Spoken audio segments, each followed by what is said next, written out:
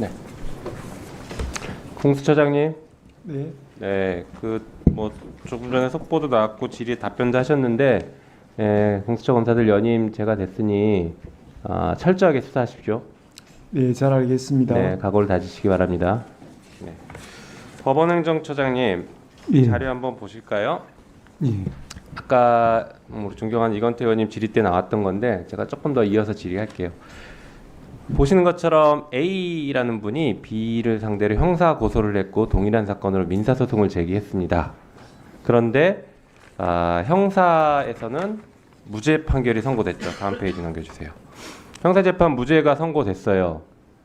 그랬는데 이 무죄를 판결한 주심 판사가 갑자기 민사재판의 판사로 왔습니다.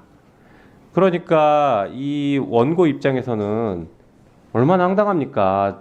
이미 무죄를 선고했는데 다시 민사 오면 당연히 기각이겠죠. 그렇게 생각할 겁니다. 그래서 재배당 요청을 했는데 법원이 기각을 했어요. 뭐 오늘도 그렇고 그 전에 우리 법사위 회의에서도 법원의 입장을 수없이 반복적으로 말씀하셔서 법리적으로는 그럴 수 있다. 논리적으로는 이해가 되지만 국민들이 이걸 받아들이겠냐는 건 완전히 다른 문제입니다. 그래서 실제로 재배당 법관 사무분담위원회를 통해서 뭐 재배당하거나 하는 결정들도 가능하잖아요. 그런 조치를 취하지 않고 기각시켜 버렸다라는 겁니다. 다음 페이지 보여주시죠. 그래서 다음 페이지가 없군요. 이 재판을 받고 있는 분 입장에서는 어떤 결론이 나와도 수긍할 수 없고 국민적인 신뢰가 바닥으로 떨어질 수밖에 없는 거예요. 예를 들어서 민사재판에서 이겼다고 칩시다. 그러면 형사재판과 민사재판의 결론이 논리적으로는 다를 수 있잖아요. 그렇지만 그렇습니다. 그럼에도 불구하고 당사자들 사이에서는 이 법원의 판결을 믿을 수 없다. 특히 같은 판사가 어떻게 저런 판결을 하냐. 얼마나 불신이 크겠습니까? 만약에 민사를 기각했다라고 하면 소재기했던 이 원고 입장에서는 얼마나 억울하겠습니까? 왜 저 사람은 날 쫓아다니면서 판결을 하는 거냐? 도대체 나랑 무슨 전생에 악연이 있다고 날 쫓아다니면서 판결하냐? 얼마나 억울하겠습니까? 이런 것들을 해결하기 위한 노력을 하셔야 됩니다. 같은 논리로 우리 이재명 대표 사건도 늘 계속 여러 번 얘기가 되고 있지만 이게 특정 정치인이라서 그런 논리가 성립되거나 그런 논쟁이 되는 게 아닙니다. 보통의 국민들이 이렇게 억울한 일을 당할 수 있다라는 차원에서 법원 내 제도 개혁을 하셔야 될 것 같고요. 만약에 법원 내 제도 개혁이 어려운 점이 있다라고 하면 인력 수급 문제나 여러 가지 어려움이 있잖아요. 그런 것들은 국회와 논의해서 이런 일이 반복되지 않도록 좀 해주십시오. 그렇게 고민하시겠습니까? 예, 위원님 정리 잘 해주신 그대로이고요. 저는 개인적으로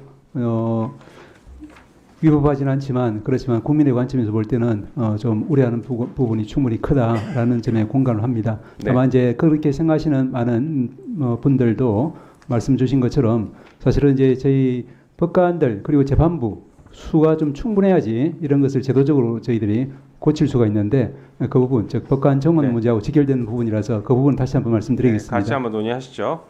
자, 그리고 법원의 판사들이 예를 들면 뭐 부장판사면은 3년 단위로 다른 곳으로 전보 배치를 받고 있지 않습니까? 그렇습니다. 예, 판사가 특정 사건을 하기 위해서 나는 이 재판부, 이 법원에 더 남아있고 싶습니다라고 손들면 그걸 받아줍니까? 저희들은 기본적으로 인사 패턴과 원칙에 따라 움직이는 것을 네. 지금 원칙으로 하고 있습니다. 네, 그래서 특별한 상황이 아니라고 하면 당연히 인사 이동을 하는 건가요? 그러면? 말씀드린 것처럼 인사 패턴에 따라서 네. 그리고 원칙에 따라서 이렇게 네. 인사가 이루어지기 때문에 말씀하신 것처럼 아주 특별한 사유가 있으면 뭐 달리 검토할 여지가 있겠지만 네. 그것은 이제 케이스 바이 케이스로 좀 봐야 되기 때문에 네. 기본적으로 원칙이 존중되는 그런 인사 제도를 저희들이 운영하고 있다 이렇게 말씀드릴 네. 수가 있겠습니다. 아주 특별한 케이스 같은 경우는 하면 특정한 사안을 오랫동안 재판을 했던 재판부가 이 사건은 마무리를 지어야 된다라고 하는 경우들이 종종 뉴스에서 보였던 것 같습니다. 그런 케이스들을 말씀하시는 건가요? 저는 뭐 그런 부분을 생각하지 않았습니다. 네, 그래요. 알겠습니다. 하여튼 인사 원칙을 잘 준수하시고 그 법원 내부에서도 불만이 생기지 않도록 인사 관리 철저하게 해주시기 바랍니다. 그렇게 하겠습니다. 네. 그리고 우리 헌재 처장님, 네. 그 헌법재판관 임명은 국회가 3명을 추천하면 대통령이 임명하도록 되어 있습니다. 그렇죠? 예. 만약에 국회가 추천했는데 대통령이 임명하지 않으면 헌법 위반입니까? 지금 그런 사례가 발생한 적은 없었는데요. 그런 일은 생기지 않을 거라고 저희는 생각하고 있습니다. 믿고 싶지만 만약에 발생한다라고 헌법 위반입니까? 그렇게 된다면은 좀 저희가 내부 검토를 해봐야 될 것 같습니다. 헌법 위반이죠. 명확하게 헌법에 임명하여야 한다는 데 있는데.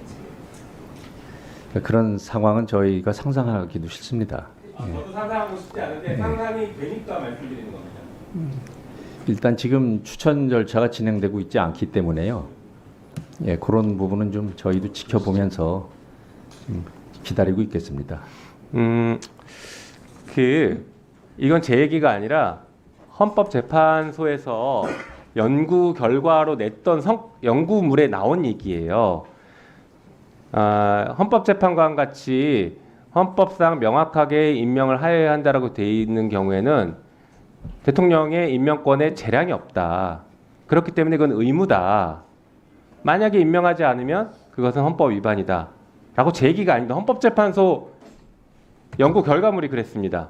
예. 이미 연구가 있어요. 지금 예. 뭐 새로 검토하실 필요도 없습니다. 예. 네, 거기에 대한 입장을 다시 한번 말씀해 주십시오. 그러니까 추천 절차가 이제 이루어지고 국회에서 이 세 분을 추천을 해서 대통령한테 이제 임명 요청을 하면 그 임명은 당연히 이제 이루어져야 된다고 생각하고 있습니다. 안 하면요, 헌법 위반 맞습니까? 그래서 뭐 그 부분은 제가 여기 좀 생각을 좀 해보겠습니다. 네, 수고하셨습니다.